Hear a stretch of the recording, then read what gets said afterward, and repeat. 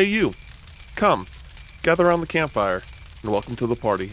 This is Party Chat, a JRPG podcast where we talk about everything that we love in the world of JRPGs and other Eastern titles. I am one of your hosts, Cameron Hawkins, and with me, as always, but differently dressed today, is my party partner, Kevin Kenson. Kevin, you want to talk about what you got going on? I look, if you guys don't really listen to the audio version of this podcast, at least start the YouTube one to see this. So as some of you might recall, we did a preview for a certain game, a couple weeks back for Ride Out Remastered, and package showed up at my house that I'm just rocking the cape and hat right now. So just thought, why not? Wear it for a podcast. I'm actually not going to wear this the whole podcast. This is a little awkward to wear with my headphones, but I was just like, there's no embargo on this. I'm putting it on right now. We're recording today. Perfect timing. And on top of that, in the beginning, Kevin was definitely aura farming, where he had like the aura look going on. And so that's why I laughed in the intro, because it was too good. I loved it. Perfect. But yeah, so before we get into housekeeping, we're trying to make this a quick and tight episode this week, because we are preparing for the Switch 2 launch. I'm flying out to LA tomorrow. I have a lot of stuff I got to get done, and we ended up waiting to record this episode this week because there was a state of play announced. We were literally right about to record Tuesday morning, and then we look on socials. It's like, state of play announced for tomorrow, and we're like, well, Yep. I guess we're gonna try and rock it tomorrow instead. So we're gonna go over what we've been playing this week, which is just me gonna be talking about Rune Factory, Guardians of Azuma, and then we're gonna talk about the state of play, and then we're gonna bounce out for the week. We hope everyone understands, but just due to schedules and it's that time of the year, we just got to do what we got to do. And but we hope that we're gonna give you all a good time still. Before we get into what we've been playing, we want to do some housekeeping. If you've been enjoying the show, please go to your podcast platform of choice, give us 5 stars, give us a good review. Go to youtube.com and search Party Chat : a JRPG podcast. Subscribe to our channel. All of these things help with exposure and getting our name out there. Also, we do have a Patreon if you want to financially support us. We have a different tiers that give access to our exclusive Discord, getting the episode a day early in normal weeks, getting access to our monthly Q&A, which we just posted our one for May this week, as well as Campfire Catalog, which we also just posted the poll for our next Campfire Catalog game. Our current one is currently on The Legend of Dragoon. So if that interests you, you can go to our Patreon and hook yourself up there. Lastly, go to youtube.com/Kevin Kenson and hit the subscribe button over there, as we're trying to get him to 1 million subscribers before the end of 2025. It's Switch 2 Eve. So Kevin is about to unleash the cannons, you know what I mean, of Switch 2 content for y'all. I am not sleeping for the next week. I'm picking up that Switch 2 tonight. By the time this is up and live for everyone, I'm probably already going to have at least one, if not maybe even 2 videos up already. So it's go time. I'm in a very similar boat. I have a flight out to LA tomorrow. I still need to pack. I still need to finish some work for my contracting job before I can just peace out for 5 days. And I also need to just do my normal job to make money. So I don't know when I'm going to sleep tonight. And I also just kind of need to clean up the house a bit before I leave, so my roommates don't get mad at me. And yeah, so really busy stuff. Really busy week coming along. But now we're gonna get into Rune Factory, Guardians of Azuma. Shout out to Xseed for being kind enough to send me a code. I have been playing a bit of Rune Factory, Guardians of Azuma. I definitely haven't finished it. I've played about 10 hours, I would say. I've been playing it on the Switch. I've been enjoying it a lot. I think that I know a lot of people have been playing Fantasy Life I, now that that's recently come out.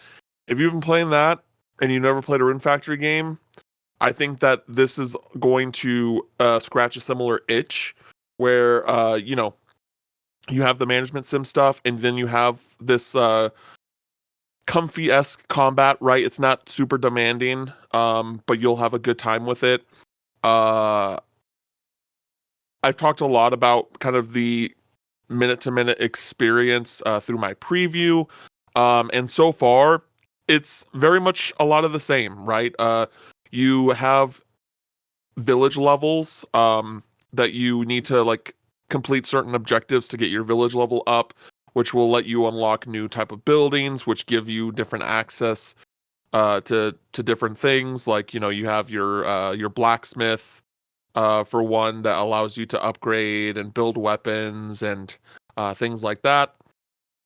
Um, and kind of the story element of it all is that you are a I believe if I remember correctly, it's called an earth dancer, and you are you can choose to be either a boy or a girl, and you basically like wake up kind of comatose. You don't really remember a lot of your past, and you help the spring village kind of get back on its feet, right?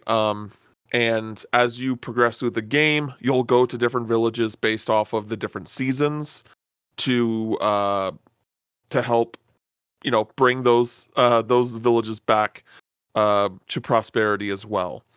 Uh, Again, you have like these secret treasures that have certain abilities based off different elements, and the enemies will have weaknesses based off of the different weapon types or elemental types. Pretty straightforward stuff if you're familiar with just the JRPG genre. Uh, I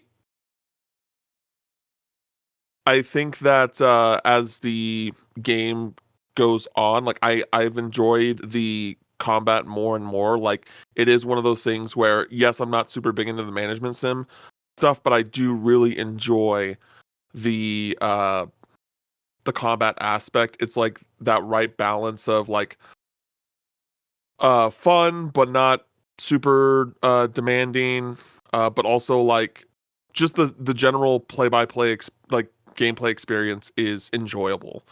And I do want to see the whole game through.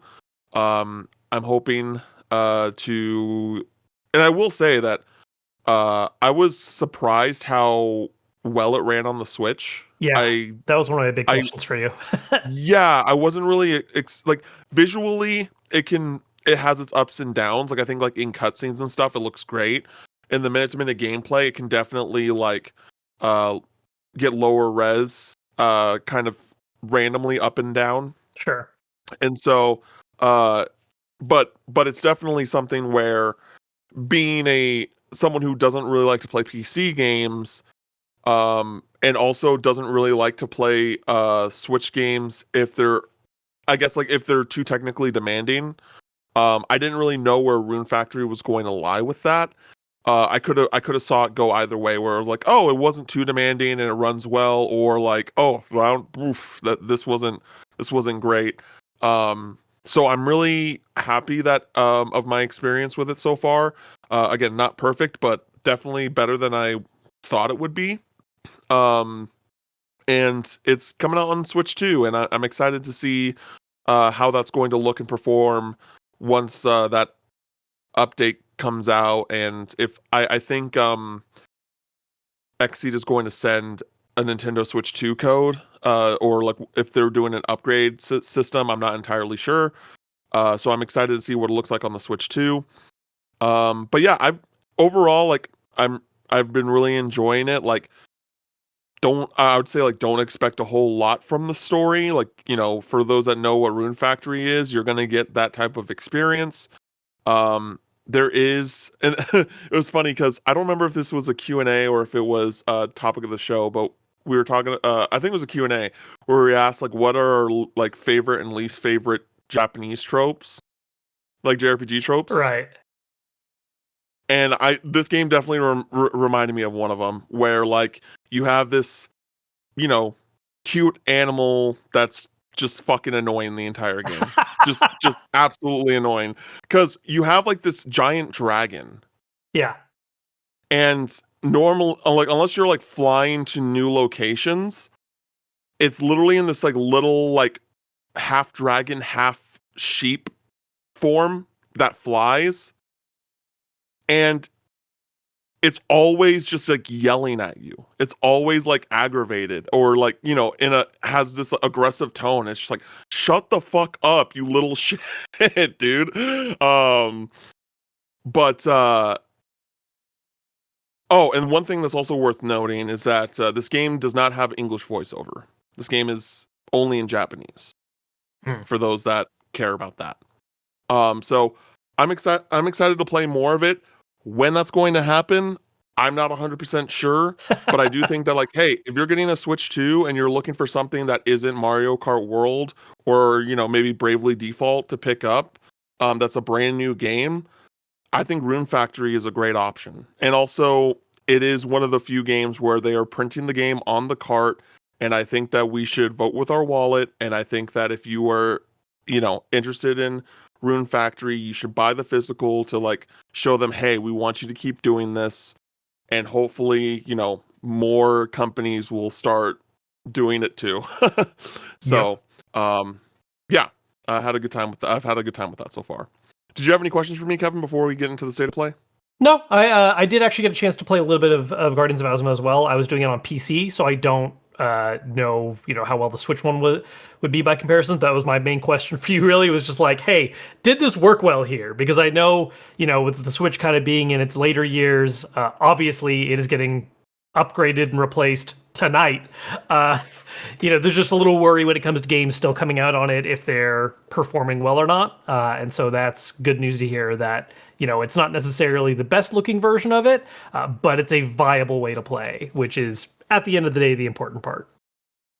Yeah, and I will say that like if you're not getting a Switch 2 anytime soon, there's nothing wrong with getting the Switch version. Like if you want to pick up the Switch version.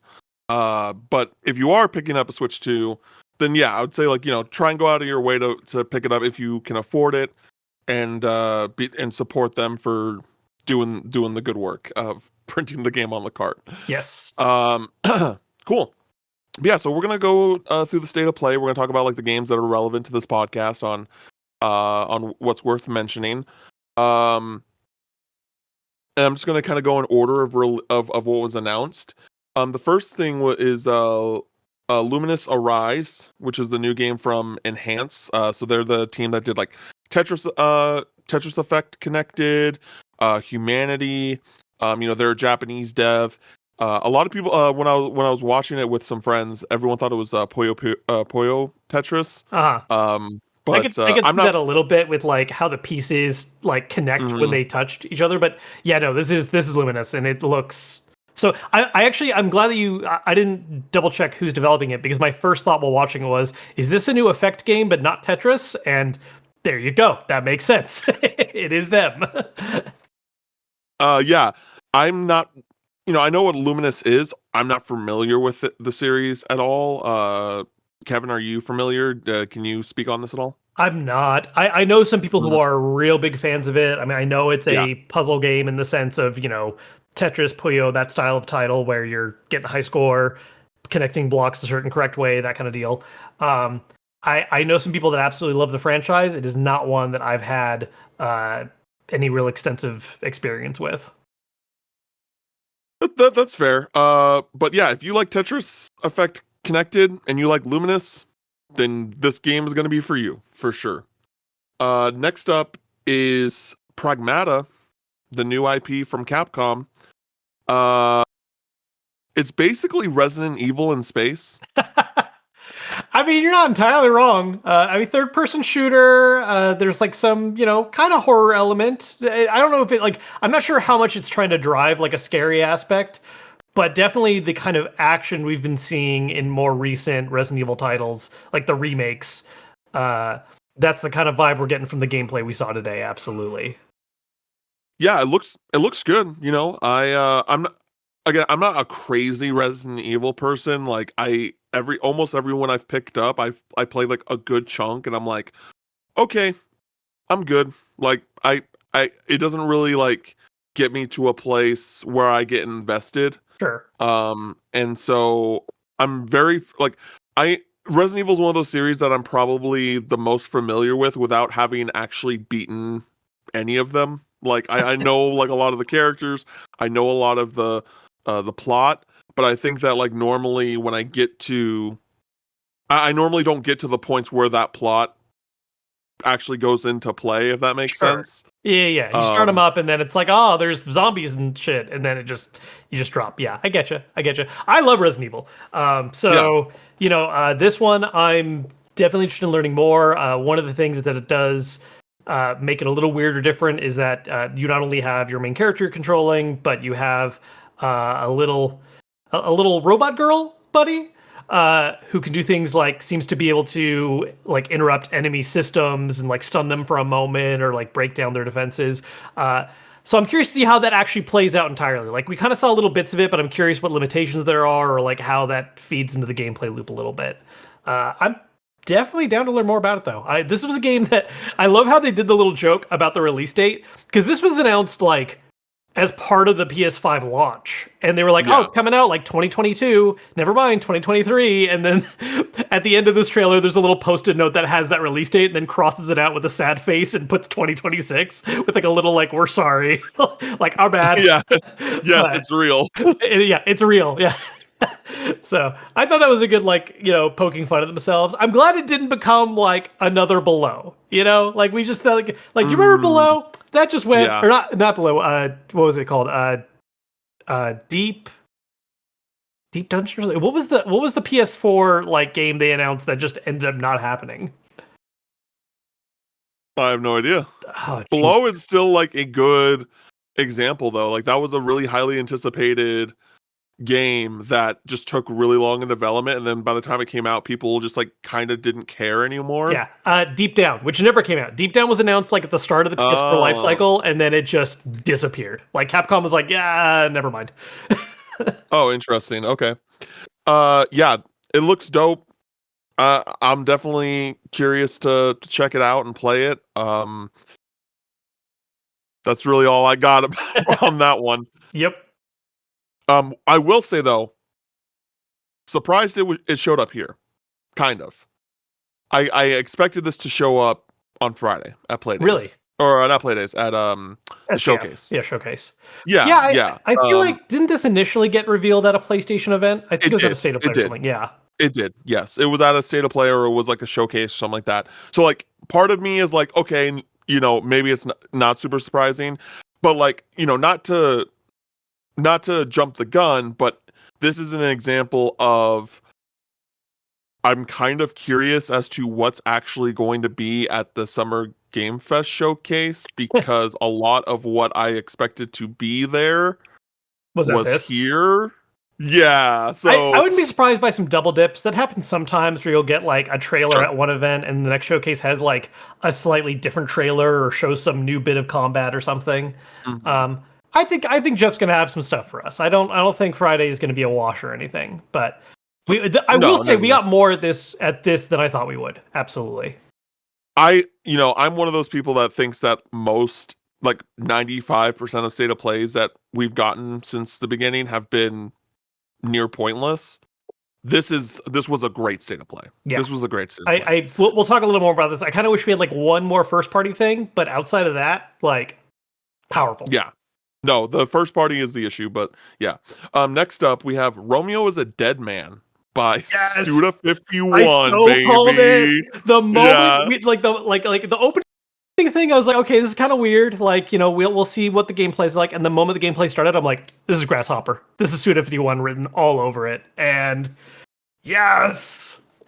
Yeah, I'm excited. I'm super excited that this was revealed. I love the No More Heroes series, and I want to take the time to play like the rest of Suda's stuff. Like I've been slowly but surely like buying all of his games so that I can, because they've become more and more accessible Yeah. over the past few years. But Yeah, this was one of the top things for me at this show or at this presentation. So It was definitely one of the very biggest excited. surprises. I did not that was that was not on my bingo card at all to get like a Grasshopper manufacturer game out of the blue. I mean, it's just one of those devs that I think you like, not that you forget about, but you just never know when something's coming. Like, we can talk all day about like, maybe it's about time for Capcom to do another Resident Evil. Maybe it's about time Square Enix announces something. Grasshopper, it's just kind of like we'll see the review. Whenever they announce it, yeah, Yeah, whatever drops. So that was a really cool surprise. yeah, and all the games that we mentioned so far, 2026 release dates, by the way. So no official release dates for anything we talked about Yeah, yet. though Go ahead. I do like how Romeo's Dead ended with coming 2026, maybe.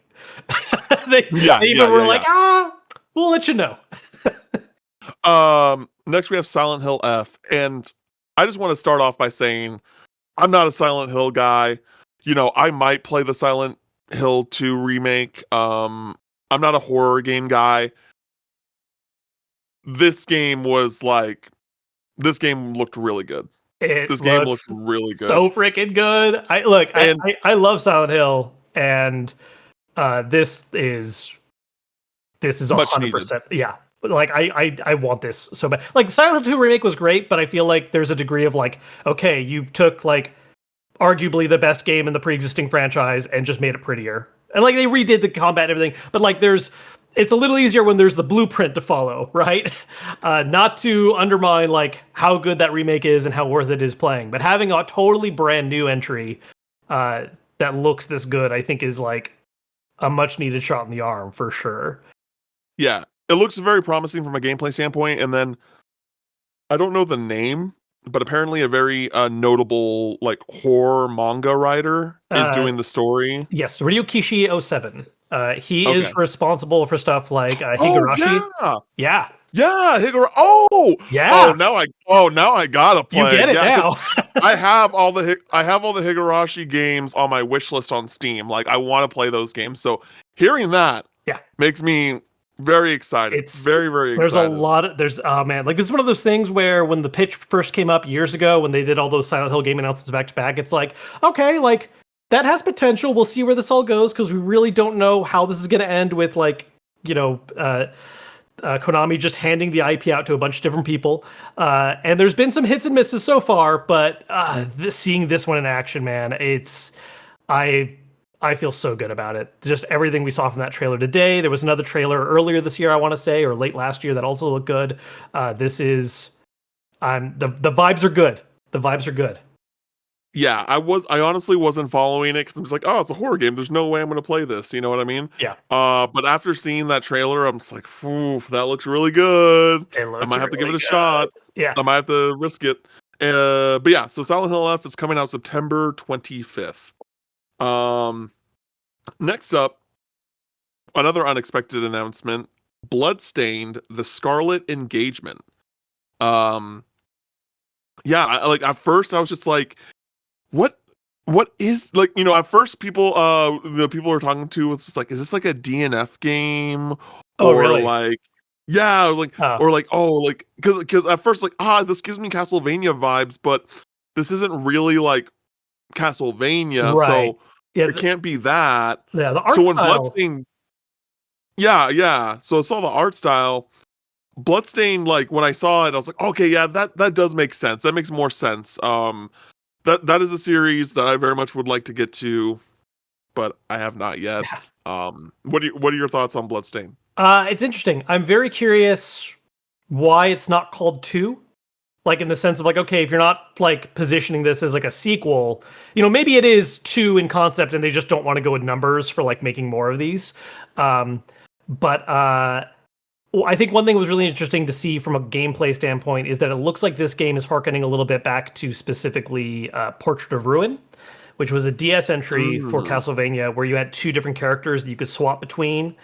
This one, it looked like you were not only doing that, but maybe even there was like a co-op aspect to it because it really seemed like some of the actions were very in tandem and players working together. Maybe it was a little hard to tell how much of that was like, is this a single person controlling 2 people or is this like a co-op situation?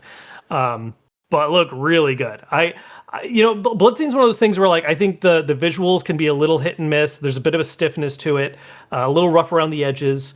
But I thoroughly enjoyed Ritual of the Night. I loved the Curse of the Moon spin-offs, which are a little more retro styled and from a different dev. But yeah, this is looking good. I would like to know more. I would like to play it.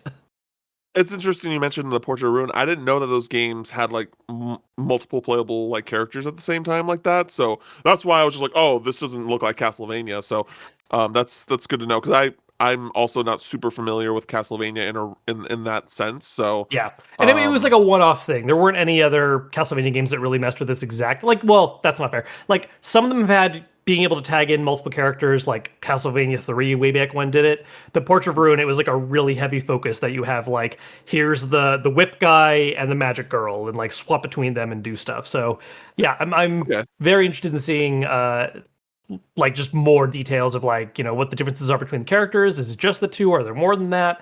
And then how this kind of fits in the greater picture that is Bloodstained. Yeah, I have them all. I just need to play them. that's the thing. Yeah, so that's coming out in 2026. Next up we have Digimon Story Time Stranger. I'm not a Digimon guy. I've heard the Cyber Sleuth games are really good, but outside of that, I got nothing to provide here. Pretty much saying this looks neat. The little bits of combat and stuff we saw, like I grew up watching Digimon, but I did not like keep up with all the content over the years and have not really played any of the games. I've meant to check out a couple of them because I have heard a lot of positive things, like you said. Cyber Sleuth heard a lot of good stuff about. Yeah, this looks cool. I don't have any interesting insight to add for this particular one. It is a this year release. I think it was October 3rd. Yes, October 3rd. Yeah. October 3rd. So that was our first. I know that Digimon sickos are going to show up because I know many people that are like super stoked for that game. Yeah, so the fandom is there. Kevin. Yes! It happened. It happened.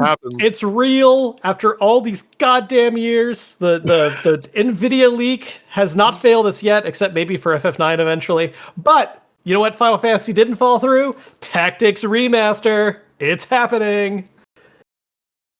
So I forgot for like a millisecond that this was more or less confirmed for today. It was very heavily like the rumors dropped. Yeah, very heavily suggested. Very heavily suggested. My favorite accidental hint is that the studio lead Matsuno, who like led on Tactics, shared the state of play and then deleted it. I feel like that happens so often with some devs where they're like, "Oh, I should share that thing's coming up." Oh wait, by sharing it, I'm pretty much making it obvious what's about to happen. And never mind. Delete. Yeah. And so when the Square Enix logo came up for a second, I literally gasped. I was like, because again, for a second, I forgot about the whole tactics thing. Yeah, it's like Kingdom Hearts. Is it here, not at SGF? But it is because I got thrown off because it started with the Creative Business Unit 3 logo, and I was just like, what? But apparently they're the ones doing the Tactics remaster. So it actually makes a lot of sense because like 16 heavily pulls from the kind of tone that like the Matsuno era like Final Fantasy and just Square Enix projects in general have. A little more focus on like the political squabbles, at least at the start, before 16 goes the direction it does. And so that like I can see that. I can see that them being tapped on the shoulder to like work on this. I am very interested to get into the details a little bit of like how they're remastering this game in some respects, because one of the things they highlight that's very interesting is that the game has both a classic mode and the new Evil East Chronicles mode. The classic one is still going to be using the War of the Lions translation that was on PSP, because that is just a much better translation. The original Tactics translation was not good. It had a lot of really weird stuff. Like every time the word breath was supposed to come up, it would come up as bracelet. So you'd have like assassins knowing the move stop bracelet, and it's like, what does that mean? So that's good. But you have the ability to play classic mode where you have that translation, but then it's the old school visuals, old school UI, and I think it is authentic to the PS1 version outside of the translation. So it doesn't have any of the PSP added content, at least based on how they're talking about it right now. And then Evil East Chronicles is like, hey, all that War of the Lions plot, we're also adding some new stuff. We redid the visuals, which is something I feel a little mixed. It has a kind of like pixel softening look to it that I don't love. Yeah, I kind of not hope crazy I about it. have the option to use classic visuals with like the new version otherwise enhancements. Like that'd be a great combo for me. But I'll deal with it either way. But yeah, supposed to be getting a whole bunch of new stuff in the Evil East Chronicles version of it, including voice acting. So now there's voice acting for all the characters, and the addition of a new difficulty mode. I think this is for the remaster version specifically, not for classic, but you can now play Squire mode, which makes the game easier. The original game had no difficulty options. It was just figure it out. You get to trade Dorder City, and you learn what pain is, and just have to learn the system and do better. There's that one archer at the highest point that I just hate so much. And so if you don't want to deal with that, you can play Squire mode. Yeah, I have not played Final Fantasy Tactics, so I'm very excited that this is real. I'm excited to play it. I hope that it's also coming out on Switch. I assume it is, but as of right now, they only, of course, promote PlayStation platforms. And we're recording this right after the They did right. They did say it's like everything. Oh, Xbox, it's everything. Cool. Xbox, Switch 2, Switch 1, PC. It's everywhere. Yeah. We Sweet. don't know if Switch 2 is going to be a game key card or not. I haven't seen confirmation of that yet. Based on what Square Enix has been doing so far, it probably is. Hopefully they offer an upgrade path, because if so, I would very likely grab this for Switch and just pay for the upgrade, because I at least want something on the cart. Yep. Yep. Same here. But Oh, yeah. So sorry. what's up? In our Discord, Chai just posted a collector's edition for it. Ooh. Okay. Okay. Talk about the collector's edition. So we have a very fancy looking special art box, art sheets, which that falls under my usual like, do I really need these? But whatever, they're cool. It's like a map, a print of Ramza, and like some other art.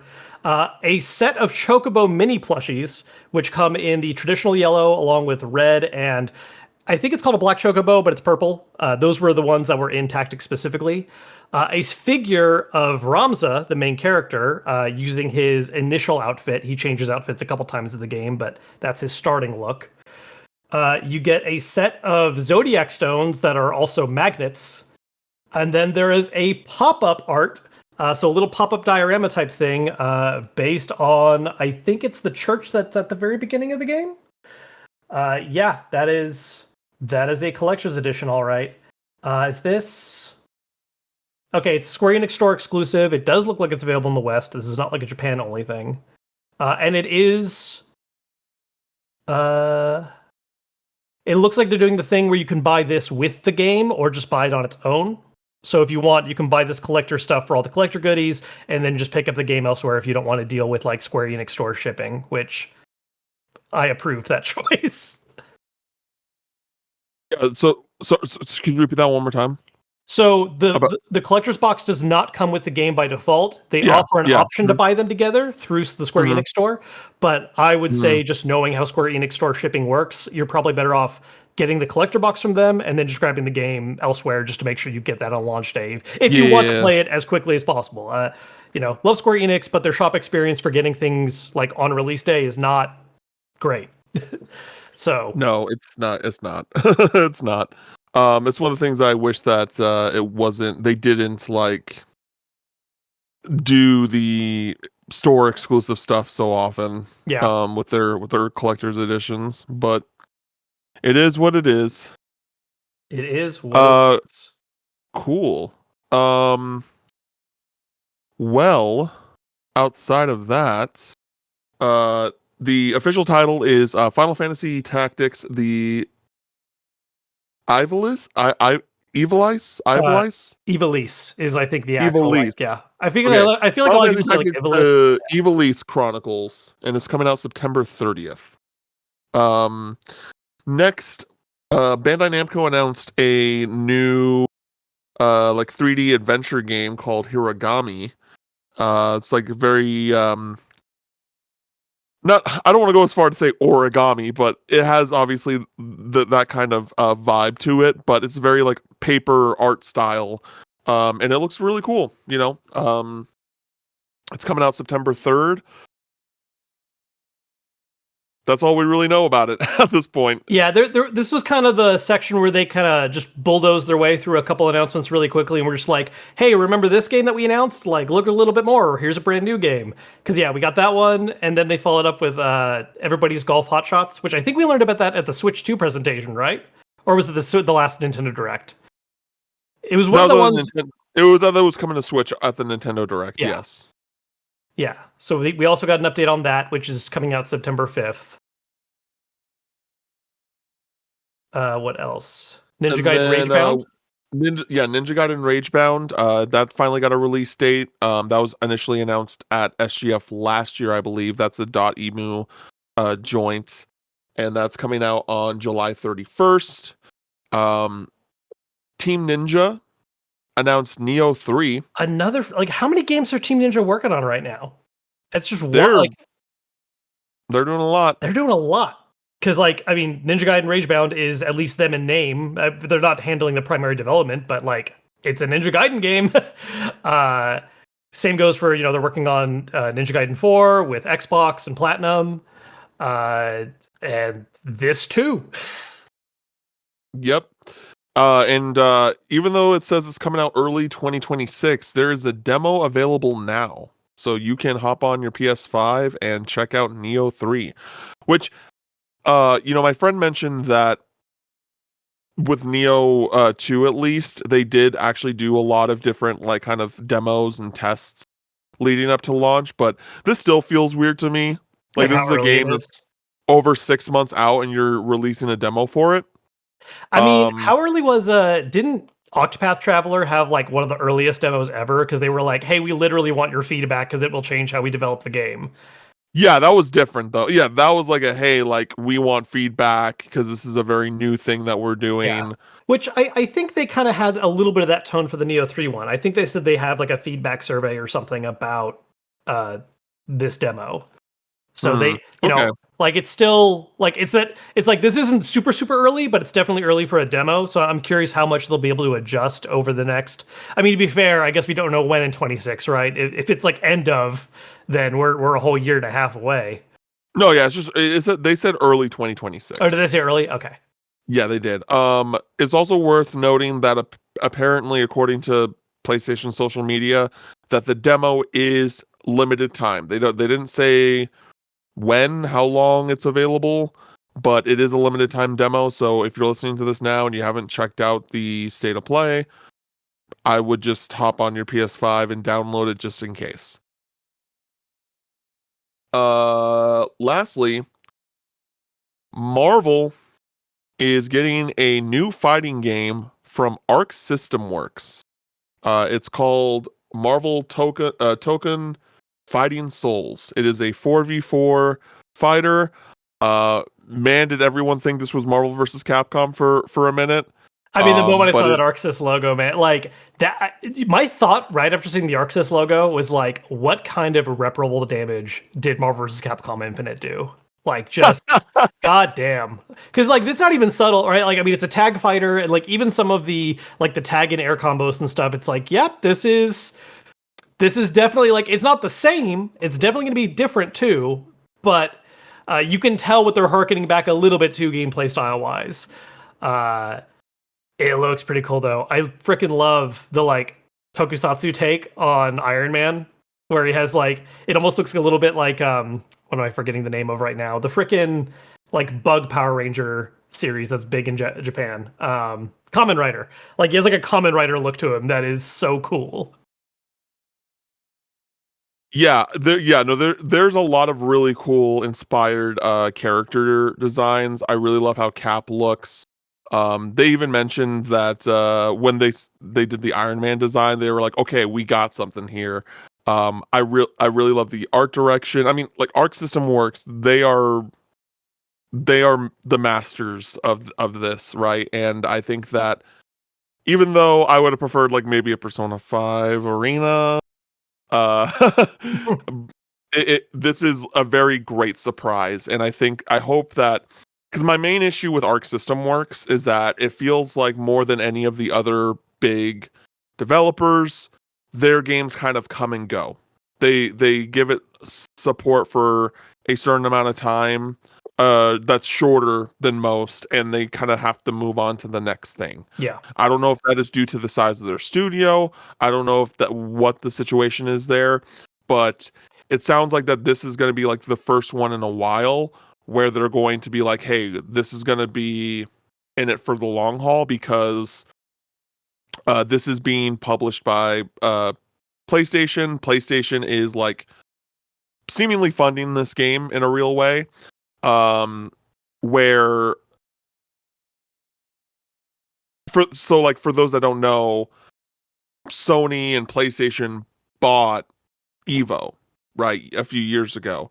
And after doing Evo for a while, they kind of realized like, hey, we don't really have our own fighter. We don't have our own thing in here. And when they realized that they control the biggest fighting game tournament in the world, they should probably try and do something about that. Which is where this came in. So it looks really, really dope. 2XKO, you might be in trouble. I don't I don't know what to say. I mean there's been a lot of worries about that one in general. Because like the launch roster is what, like 7 characters or something. Like it's like less than. Not great. It's kind of rough. It's been in development for like a decade or something like that. Like it's been in development for so long. And like having the most polished combat, which I don't even know if it does. Like I don't know how like FGC people feel about how it actually handles. I've heard it plays really, really well. I've heard it's really, really good. Which is cool, but like I feel like for a wider audience, at the end of the day, you kind of need roster, especially when you're pulling from something else, right? It's like if I want to play as my favorite League of Legends character and I have like 7 people to pick from, it might be more than that. It might be like 9. It's like sub 10. I know it's a very low number. It's kind of rough. And we saw a ton of characters in this Tokon trailer. Like, I mean, it kind of has to have them, right? If it's 4v4. Yeah, there's a lot. We saw like Spider-Man, we saw Kamala Khan, Miss Marvel. There's a lot of really cool characters, and I'm very excited. Also, they announced like PlayStation is making their own official fighting stick. Yep. This is their first one. That's a wireless one, apparently. Oh, yeah, interesting. What do they call it? Project Defiance, something like that. Something. I don't think I even saw a project name when they announced it. It was at the very end. Yeah, it was just said on. It was just text that showed up on screen for a little bit. Yeah, they are working on their own first party fight stick, so that'll be interesting to see, because that's already a pretty competitive market, and like first party certainly gives a little bit of that warm and fuzzy feeling. But curious to see how it stacks up with how much competition is out there for that. Yeah, and so overall, there was some like a small thing on Ghosts of Yote, surprisingly short. Well, it was an announcement of an announcement situation, right? Where it's like, hey, like, by the way, remember we're working on this game that's coming out this year. Wait till June or wait till July, and then we'll have an actual big like thing, in-depth dive. So we know we're going to learn more about the game, within a month or so. But it's just not today. And then Astrobot, we got some stuff. Oh yeah, no, Astrobot is getting 5 new like speedrun levels later this month. That's cool. This state of play overall has been really interesting to me, because again, I don't think that normally they're very good. And we got some other great announcements that are outside of the Japanese side of gaming, right? Like we got gameplay on the new James Bond game. Yep. Looks really dope. Other stuff definitely to be excited for. But it's just interesting because, again, a lot of the stuff that I saw here, I was just like, oh, I would have expected this at the SGF showcase. And on top of that, there's just some like things that I thought were kind of obvious to be here that weren't. Like, no Death Stranding 2. Like, I know that the game's coming out this month, but like, Uh, you'd think that they would do one last push before, like, yeah, they are at you Jeff know. Keighley's Hideo Kojima birthday bonanza. What are you talking about? I how much know, but like, how I much get what Keighley you're loves saying. like that you know he punched someone at Sony to make sure they got Kojima at SGF instead of State of Play. Come on now. Like, why not both? Like, that is a PlayStation published first party. Like, like for example, was it 2 years ago or 3 years ago? They had Spider-Man 2 at the State of Play before SGF, and then they had the release date at SGF. Like, True. they can do both. True. So I am surprised that they did not do that, considering. Um, and also, like, we don't have an update on Marvel's Wolverine. That still has a 2025 release date. Um, I could have saw potential of getting a little bit of Soros, but that one not as surprising. Um, yeah, I'm very curious as to what else PlayStation has cooking. I think it's really smart that they did like no live service stuff under their brand. Not this time. Yeah, Uh, they got to Not this time. take a breather from that for a little bit. But overall, I think it's one of the best state of plays they've done. I'm very excited for a lot of what they showed. Some genuine surprises. Even more so if the tactics stuff didn't get Yeah. the heavy suggestions of it. But yeah, what were your overall thoughts, Kevin? I was overall very happy with it. I tend to be a little bit on the forgiving side for state of plays, but that's also because I usually focus on like what the individual games are. I think when it comes to the aspect of like how well does this represent PlayStation specifically, I get top end. I kind of wish we had like one more first party thing because like Yote being an announcement, that just always lands a little awkwardly. Like I'm not even sure why do it when that happens. Um, I think the Marvel Token was like a really cool final surprise, and Astrobot content is always welcome. But just at the end of the day, when it is a PlayStation event, and ultimately, especially with how many games total there are, their own first party stuff represents like 10%, if that, of what's shown. It's like, come on, guys, just can we get like one more, just something? The one thing I will say that happened that I foolishly let myself believe for like a split second was they had a little segment talking about the PlayStation Classics catalog and what's coming to it. And like, cool, like the PlayStation 2 version of Deus Ex, which wasn't great compared to the PC version, but like, cool, that's coming to Classics. Twisted Metal 3 and 4 coming to Classics. And the one thing they said where I just was an idiot for 5 seconds was like, and then Capcom has a pair of celebrated PS1 games coming to the collection. And my stupid brain was like, Breath of Fire 3 and 4, Breath of Fire 3 and 4, Breath of Fire 3 and 4. And instead it was Resident Evil 1 and 2, which is great. To be honest, I'm a little surprised those weren't already on PS Classics. But Yeah. cool, like that those are being added. But yep, I had that foolish belief for the briefest of moments. Not as relevant to what we cover, because I don't think this is a Japanese dev making this, but I don't even know if they said who the dev was. That Sea Remnants game, the kind of Sea of Thieves looking pirate marionette characters. Oh Did yeah. you see them say like who's developing that? Because I feel like we just saw the name and like the trailer. There was no real info. Okay. Yeah, because that was one where I was like, it looks neat, but I think that was the one reveal we saw that I had like the most questions about after of like, who's even making this? What's happening? Yeah. There were a few games like that that looked interesting, but not sure if they're on the Japanese side of things or eastern side of the world. Sure. But yeah, overall, great state of play. Very curious as to what Jeff Keighley has to show. Outside of the things that we have theorized on. Now that the state of play is done, because again, just some stuff didn't expect it to be here. Yep. Uh, I think we'll get some good stuff. Like I think Square Enix still pops up again, right? Like we were saying, KH4 I think is a good shot. I think Tales, pretty good chance we're gonna get a new Tales reveal. that'd be great. That one. There were a couple other rumors circling. I think the timing has finally happened. Yeah, I think I think there's going to be some good stuff still. I don't think this is going to take too much wind out of what SGF has. And maybe it does. We'll find out. But I think that potential's still there. Alrighty. Kevin, is there anything else you want to say before we dip out? Final Fantasy Tactics, Evil East Chronicles, please let me keep classic visuals no matter what mode I'm in. I think that there will be an update down the line. I feel like a lot of people are going to request that. I feel like it's going to be a pretty... Pixel smoothing just never works out. I don't know why it's happening, but... I don't really mind the UI, but just the visual, like the visuals of the characters and the map and stuff like that, like it looks way better in the classic mode. It does. And so I hope that they at least allow that with the full voice dialogue and whatever other quality of life stuff that they're bringing to the game. Also, real quick, just while talking about tactics, I had this thought and I forgot to bring it up earlier when we talked about it, and Mitch actually just confirmed it in our chat.